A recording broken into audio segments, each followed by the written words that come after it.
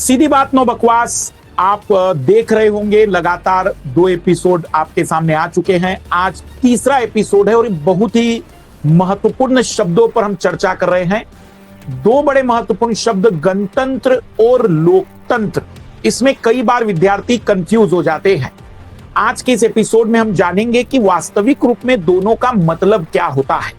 बहुत सरल शब्दों में समझाने की कोशिश करूंगा ताकि एक साधारण व्यक्ति भी अगर अपने संवैधानिक या राजनीतिक ज्ञान को बढ़ाना चाहता है तो उसे आसानी जाए।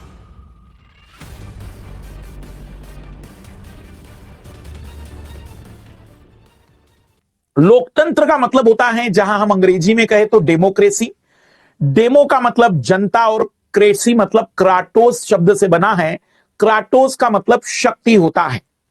तो लोकतंत्र जनता की शक्ति का प्रतीक माना जाता है।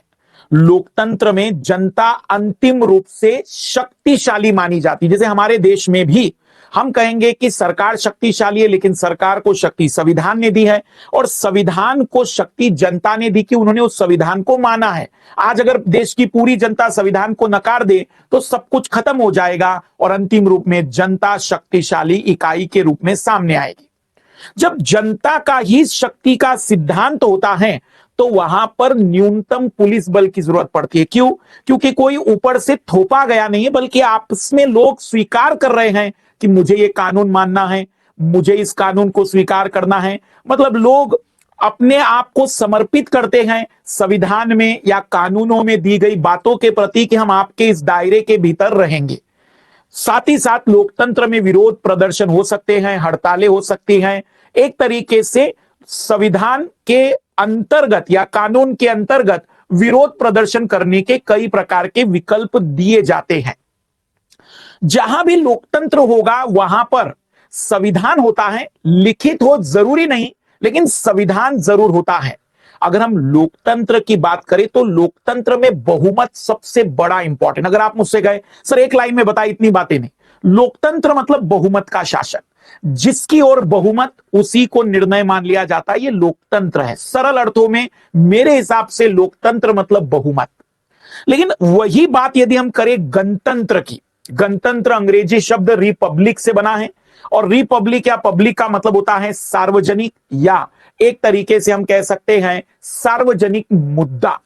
रिपब्लिक का मतलब बहुत ही बड़े अर्थ में ना लेकर संकीर्ण अर्थ में अगर मैं आपको बताऊं तो यदि किसी राष्ट्र में सार्वभौमिक वयस्क मताधिकार हो, वयस्क मताधिकार का मतलब अलग चीज है, सार्वभौमिक वयस्क मताधिकार का मतलब अलग है।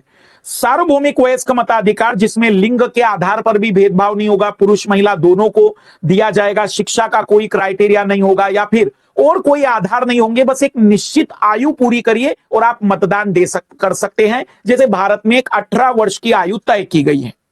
तो सबसे बड़ा कैरेक्टर गणतंत्र में होता है सार्वभौमिक मताधिकार, जबकि लोकतंत्र में हो सकता है कुछ क्राइटेरिया भी मिल सकते हैं। इसके साथ साथ सार्वभौमिक मताधिकार के अलावा गणतंत्र में कोई भी पद कोई भी संप्रदाय, जाति, धर्म का व्यक्ति प्राप्त कर सकता है। किसी पर्टिकुलर लोगों के लिए पदों में एक प्रकार से फिक्स्ड व्यवस्था नहीं होती। जैसे हमारे देश का राष्ट्रपति, हमारे देश का कोई भी नागरिक जो उस संविधान में निहित क्राइटेरिया को फुलफिल कर सकता है वो प्राप्त कर सकता है। उसके लिए विशेष धर्म, जाति का होना जरूरी नहीं है। लेकिन अगर हम बात करते हैं ब्रिटेन की, तो ब्रिटेन में एक पर्टिकुलर परिवार का व्यक्ति ही राजा या रानी बन सकता है। तो वो गणतंत्र नहीं है। तो गणतंत्र में सभी पद सभी लोगों के लिए खुले होते हैं और सर्वोच्च जो पद होता है गणतंत्र, अगर आप एक लाइन में कहें तो वो चुना हुआ व्यक्ति होगा। लेकिन गणतंत्र में बहुमत का महत्व नहीं होता है। ध्यान से सुनना, गणतंत्र में बहुमत की जगह संवैधानिक मूल्य, बहुमत में मतलब गणतंत्र में अगर हम बात करें बहुमत से ज्यादा जरूरी है कानून क्या कहता है, नैतिकता ये क्या कहती है, क्या जरूरी है उस जगह पर होना। एक उदाहरण बता रहा हूं, उससे सारी बात जल्दी समझ में आएगी।